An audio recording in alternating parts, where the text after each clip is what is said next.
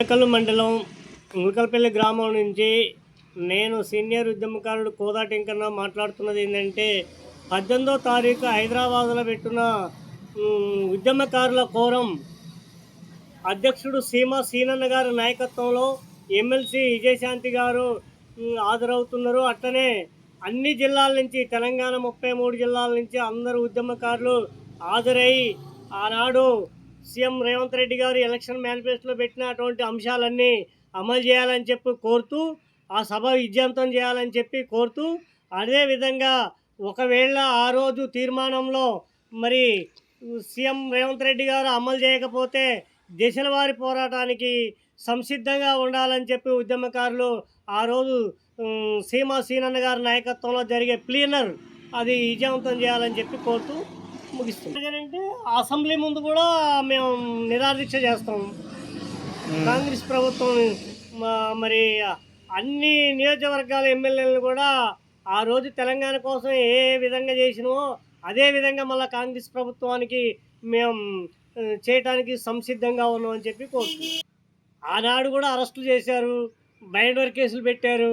Million మార్చిలో necklace road మీద కిరణ్ కుమార్ రెడ్డి సర్కారు అనుమతి ఇచ్చి క్యాన్సల్ చేసి ముళ్ళకంచేసి పొగ బాంబులు వేసారు. అయిందా? ఆగిందా?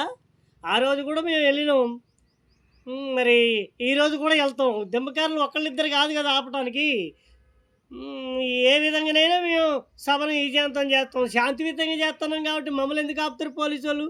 ఆ పోలీసు వాళ్ళు కూడా ఇప్పుడు మా తెలంగాణ పోలీసు వాళ్ళుగా మేము కష్టపడి పోరాటం చేసి తెలంగాణ తెచ్చుకున్న తర్వాత మమ్మల్ని ఆపడానికి అవకాశం ఎక్కడిది? ఇంకా మేము శాంతియుతంగా చేస్తున్నాం కదా, మా నిరసన తెలియజేస్తున్నాం, మా బాధలు చెప్పుకోవడానికి వెళ్తున్నాం కదా.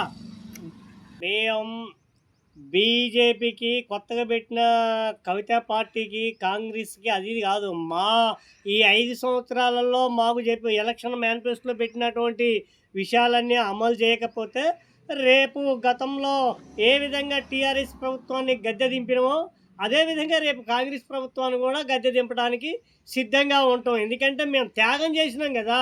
మేము ముక్క పురుగులు పడ్డ కంట్రోల్ బియ్యం తిని ఉప్పుడు ఉపాసాలుండి రోడ్ల మీద ధర్నాలు చేసి త్యాగం చేసి కేసుల పాలై దెబ్బలు తిని ఎన్నో రకాల ఇబ్బందులు పడుకుంటూ ఉండి త్యాగం చేసినాం. ఆనాడు రాష్ట్రం కోసం చేసినాం, పదవుల కోసం కాదు, డబ్బుల కోసం కాదు, లేకపోతే ఉద్యోగాలు ఇస్తుంటే కాదు. ఆనాడు కేసీఆర్ తెలంగాణ భవనంలో చెప్పిన క్లాసులు ఏంటి?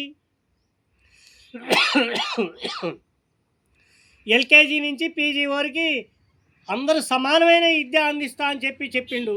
అట్లనే ఉద్యమానికి కలిసి వచ్చే అటువంటి ఎవరైనా గొంగడి పురుగునైనా ముద్దాడి తీసుకొని ఉద్యమం నడిపించమని చెప్పి కోరిండు.